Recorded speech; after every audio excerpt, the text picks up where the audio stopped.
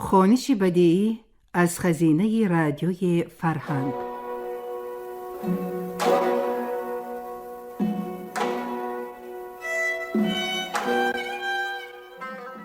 شنوندگان محترم، حالا منتخب حکایات بدایع الوقایع زین‌الدین محمود واصفی را در قرائت عبدالرشید خوجمقلوف بشنوید.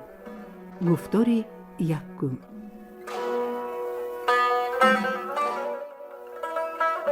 قاسم علی قانونی سازنده‌ای بود که ماه گردون از برای تارهای قانونش از حاله کلابه سیم آوردی و هورای عین از بهر نمونه گوشهای آن قانون غنچه های گلبون روضه رضوان را به پیش قانون تراش بردی و روح الامین اگر نغمه روح افزایش را شنیدی، شاخ درختی صده را از برای سازی وی بریدی و شهپری خود را جهت مزراب پیشی وی کشیدی. بیت: ناله قانون او که از نرگسی جادوش بود، چون ننالد زان همه پیکان که در پهلوش بود. دیگر شکری چنگی مغنی بود که هرگاه که چنگ در کنار گرفتی، زهره در بزم فلک ساز خود بر زمین زدی و از آسمان به زمین آمدی و موی گیسوی خود را تاری چنگی او ساختی. بیت: دلبری چنگی که سازی دلبری آهنگ ساخت، رشته جانی من از هم کند و تاری چنگ ساخت. و سرآمد سازندگان پسری استاد سید احمد غیژکی بود که گردون جام زرین خورشید خاوری را از برای تاسی غیژکی او مناسب میدید و حور خلدی برین گیسوان عنبرین خود را از برای تاری کمانچه غیژک پیشی او می کشید و عالی حضرت عبدالرحمن جامی از برای او غزلی فرمودند که مطلعش این است. بیت: صدای آن غیژکم کشت و حسن آن غیژکی، که شوری مجلسی عشاق شد ز پرنمکی. و محیب علی بلبانی جوانی بود که سابقاً امام الزمان و خلیفة الرحمن محمد شیبانی خان را بدو علاقه تعلقی بوده و این مطلع را از برای وی فرموده بوده اند. بلبان شکرین تا بلبان آوردی، بلبانی تو که جانم بلبان آوردی. یکی از نوادر سازندگان عالم استاد حسن عودی بود که مغنیان روح افزا از دایره حلقه به گوشان او بودی و تنبور صفت حبل الورید صندوق سینه خود را به مزراب ناخون از رشک او خراش نمودی. و استاد حسین کوچکی نایی که در کمال حسن و جمال بود و در عراق و عرب و عجم آوازه ساز او به اوج اشتهار رسیده بود. منقول است که در قافله اهل حجاز حاجیان محیری مغلوب عشق حسن و جمال کعبه را راست مانند عشاق بینوا زنگول صفت بناله و افغان از بادیه مانند صبا به امداد نغمه نی گذرانیده بوده در آن قافله بود. دیگر میری خواننده بود که مشهور است که حافظ بصیر در وقت خوانندگی وی به غایت بی‌طاقتی و بی خودی می کرده و شهرتی تمام دارد که بعد از حضرت داوود هیچ کس مثل حافظ بصیر نخوانده و مشهور است که 4 کس در مجلس خوانندگان حافظ بصیر قالب تهی کردند. منقول است که در روز تعزیه خواجه طاووس دیوان اکابر و اشراف حاضر بودند و از حافظ بصیر التماسی تغنی کرده بودند. حافظ این غزل حاجی را که مصرع وفات بیه بود آن را که در وفای تو نبود می خوانده. چون این بیت رسیده در آتش افکنم آن دل که در غم تو نسوزد، به باد بردی همان جان که در هوای تو نبود. گویند که از گوشه ایوان موسیقی پرواز کرده خود را در کناری حافظ انداخت و قالب تهی ساخت و آن روز قریب 40 کس بیهوش شده ایشان را به دوش از آن مجلس بیرون آورده بودند.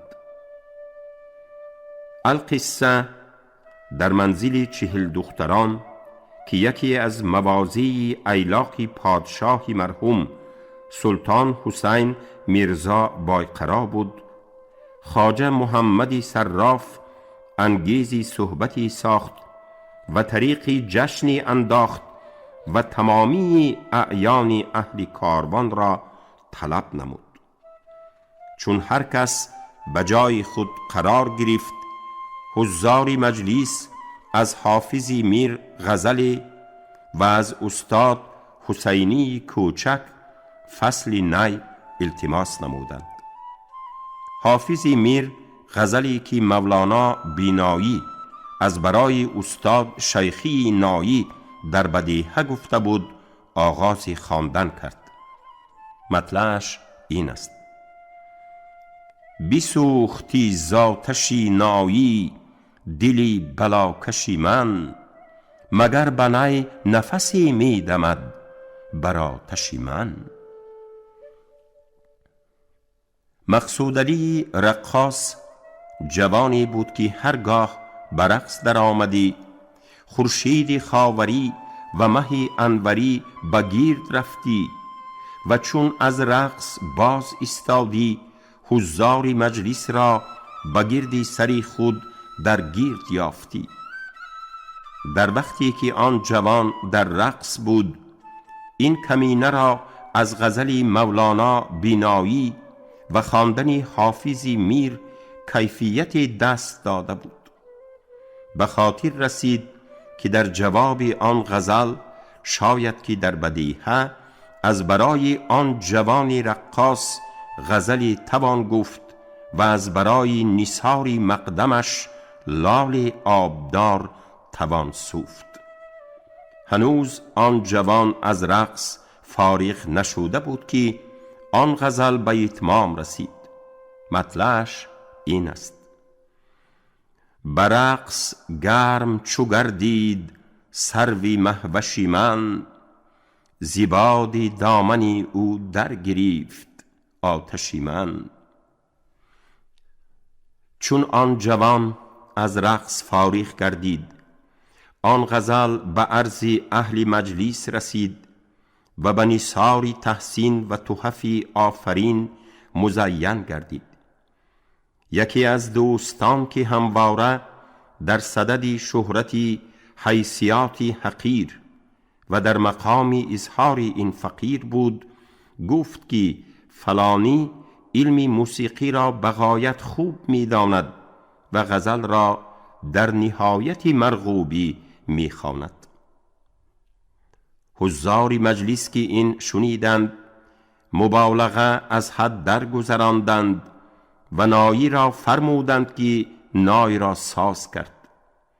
چون جوان نایی فصلی نواخت، به این کمینه پرداخت و گفت: چرا نمی خوانید و فقیران را مستفید نمی گردانید؟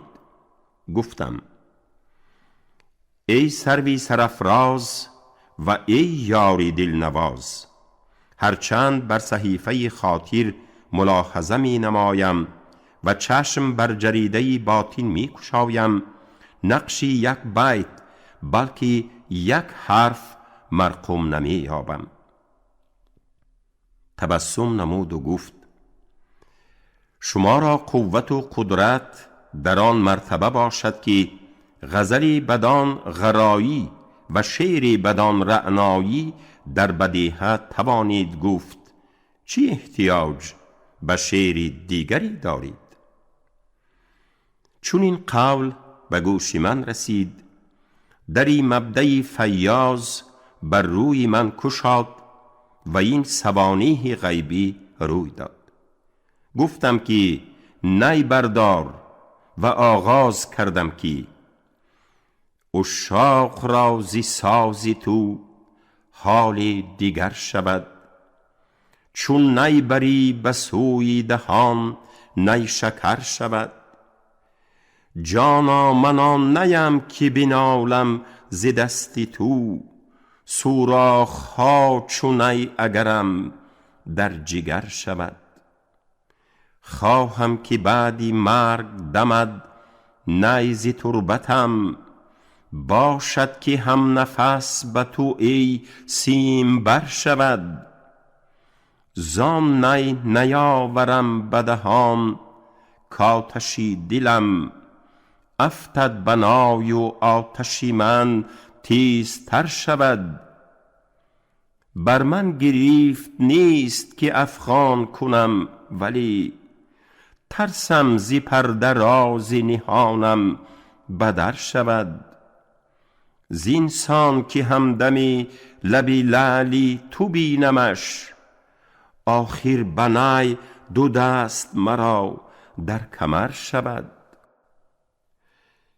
ای واصفی به ناله و افغان دیگر چنین، نایی بگوی او که کسی را خبر شود. جوانی که سرآمد جوانان آن محفل بود و نسبت دیگران به وی مثل نسبت کواکب به آفتاب می نمود و او را شاه قاسم می گفتند، به این سوخته زار مثل نور و نار در آمیخت و از حقه لعل نوشین جواهری زواهری تعریف و تحسین بر منصه آفرین ریخت. چون اهل مجلس خاطر آن نازنین را به تعریف این کمینه حزین مایل یافتند، در وادی ستایش و تعریف کما ینبغی شتافتند. مولانا خواندمیر مؤرخ که یکی از افاضل نامی گرامی خراسان بود و او را از جمله مخصوصان امیر علی شیر می شمردند، فرمودند که ما شنیده ایم که مهارت و ممارست شما در فن معما به مرتبه است که هر معمایی که می خوانند نام نگفته می یابید و به اندک تأمل می شکافید. اما این سخن پیش ما مستبعد می نماید، تا مشاهده نیفتد مقرون به قبول نمی گردد و این معما را خواند که زافتابی روخی جان افروزی، می رسد بر دلی ریشم سوزی. فی الحال گفتم که عزیز متحیر شد و گفت: ما را مازن نمی شود که معما را یاد داشته باشید، اما من که از شهر بیرون آمده ام تا اینجا 5 معما گفته ام و به کسی نخوانده ام. اگر اینها را یابید مسلم می داریم. 4 از معمیات را فی الفور یافتم و در یک اندک تأملی کرده شد، به واسطه آن که در راستی او نظری بود و اظهار آن نمودم. صاحب معما در مقام بحث شد، اما در مجلس جمع کثیر که از فن معما وقوفی تمام داشتند با امداد ایشان خاطر نشانی او شد که آن معما غلط است. بعد از آن جوان با جمعی دیگر از جوانان از رساله معمای امیر حسین نیشاپوری پیش این کمینه سبق بنیاد کردند. حکایت وداع یاران.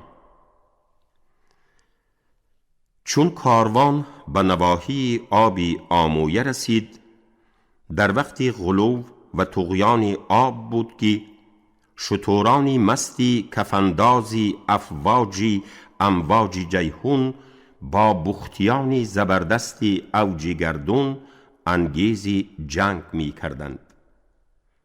سهمگین آبی که مرغابی در او ایمن نبود، کمترین موج آسیا سنگ از کرانش در ربود.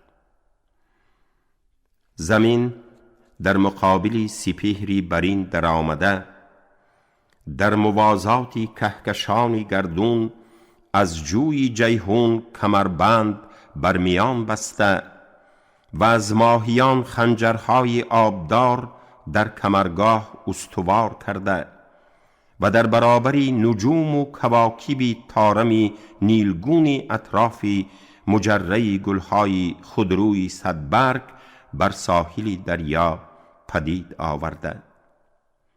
چون کاروان به ساحل دریا نزول فرمود، جاریه کشتی از پی خدمت آن رشک غلمانی بهشتی بروی آب روان گردید.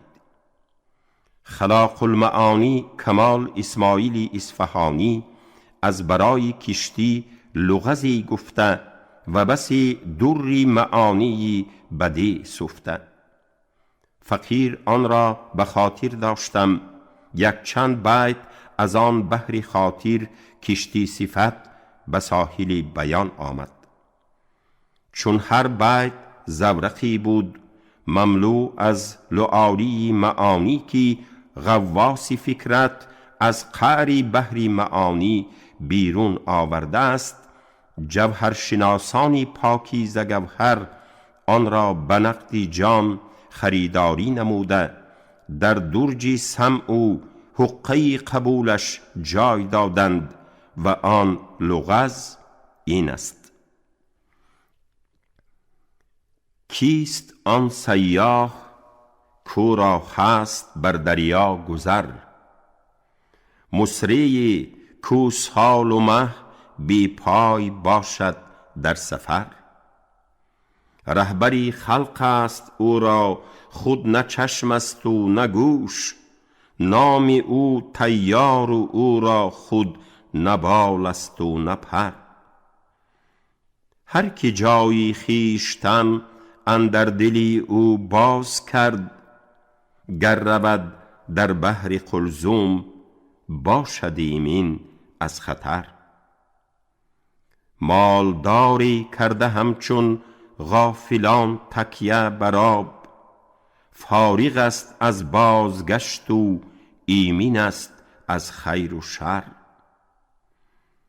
اعتماد اهل دنیا بر وی و او بی ثبات، آبی دریا تا کمرگاهی وی و وی مختصر.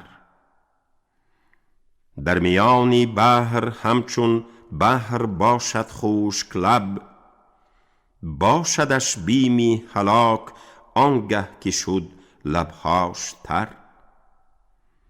والعیاذ آن دم که آید پای او روزی به سنگ، پشت خلقی بشکند از بیم مال و بیم سر. هست او را جاریه اسمی علم وین جاریه، هر زمان گردد آبستن به چندین جانور.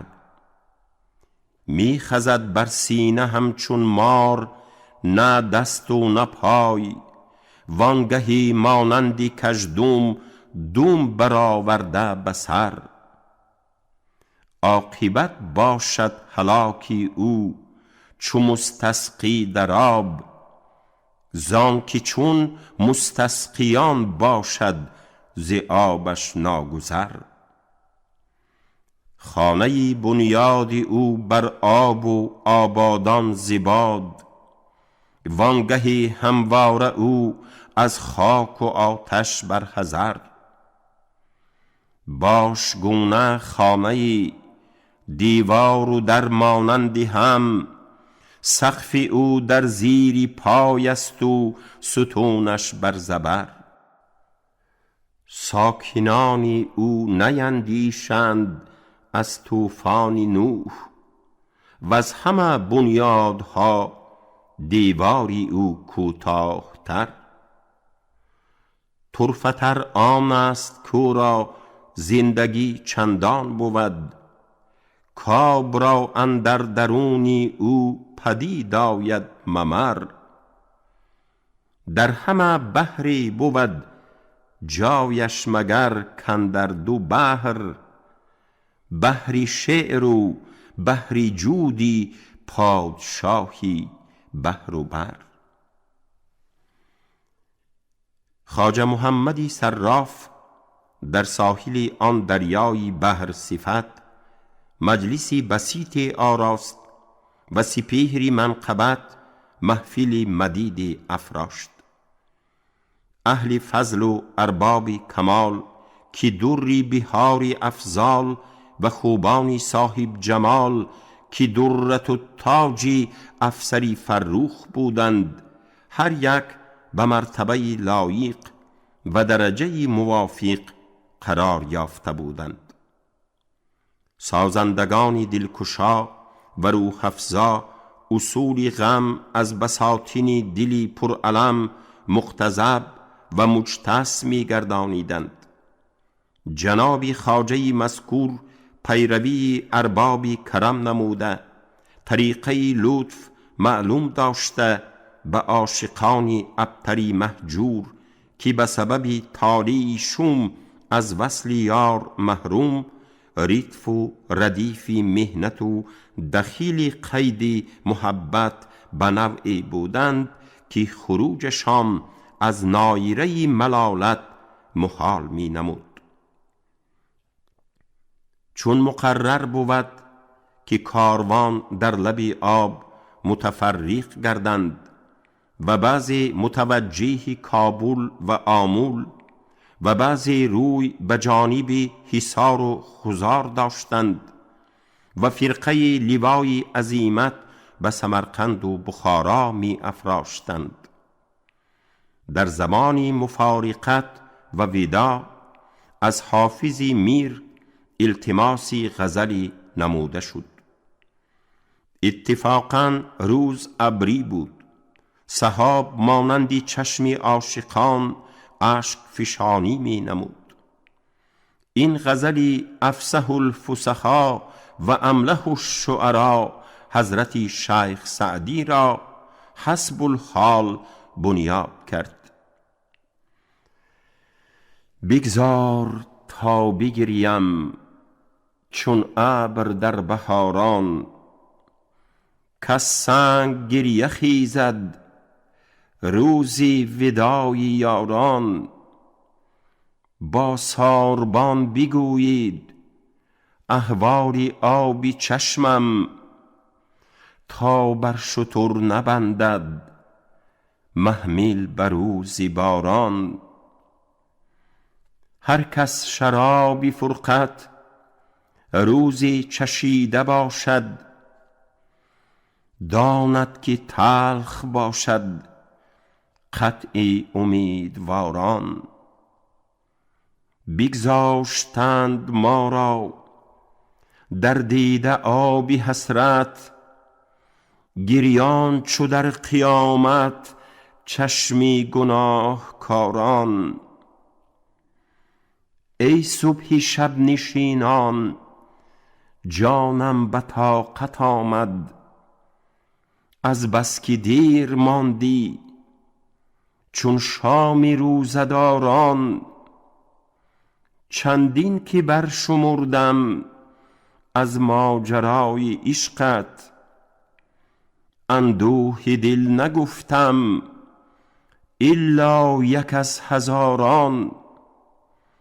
چندت کنم حکایت، شرح این قدر کفایت، باقی نمی توان گفت الا به غمگساران. سعدی به روزگارام مهری نشسته در دل، بیرون نمی توان کرد الا به روزگاران. در لبی دریای جیهون، فغان و گریه و ناله به اوج گردون رسید. تو گفتی روزی رستاخیز برخاست و هر یک از اهل فضل ابیاتی که مناسبی وقت بود خواندن گرفتند و گریه جانسوز در پیوستند. آن ابیات این است: جمع آمده بودیم چو پروین یک چند، چون عقد جواهیر همه در هم پیوند. ناگاه فلک رشته آن عقد برید، هر دانه به گوشه جهان افکند. قطعه: در این نشیمن حرمان مکن به کس پیوند، که هر کسی که نهی دل بر آشنایی او، اگر مخالفی طبعی تو باشد افزاش، عذابی روح بود صحبتی رعایی او. وگر موافقی طوری تو باشد اخلاقش، مذاقی مرگ دهد شربتی جدایی او. در آن وقت به این کمینه این قطعه در بدیهه روی داد: چو لفظ جمع اگر متصل به هم جمع شدند، کرد فلک قصد دشمنی و نزاع. هزار شعبده و مکر ساخت با ایشان، جدا شدند ز هم همچو حرف های وداع. بر کناری دریا یکدیگر را کنار گرفته، هر کدام به جانبی روانه گردیدند. شاه قاسم با متعلقان خود در کشتی نشسته، از آبی آمویه گذشته متوجه سمرقند شدند. بعد از 4 روز هنگامی صبح دم، که خاقانی بیضا کلاهی صبح صادق از جانبی مشرق، علمی نوری پرچمی خورشید را برافراخت و زنگی دیوباز شب را منهجیم گردانیده، سپری مشک فامی زرفشانی ظلام را بر خاکدانی دهر بینداخت. کاروانیان به گردی قلعه نصف رسیده بودند که چوق چوق و گروه گروه رسیده خبر رسانیدند که میرزا بابور با عبیدالله خان در کوی ماغیان جنگ کرده شکست یافته متفرق گردید.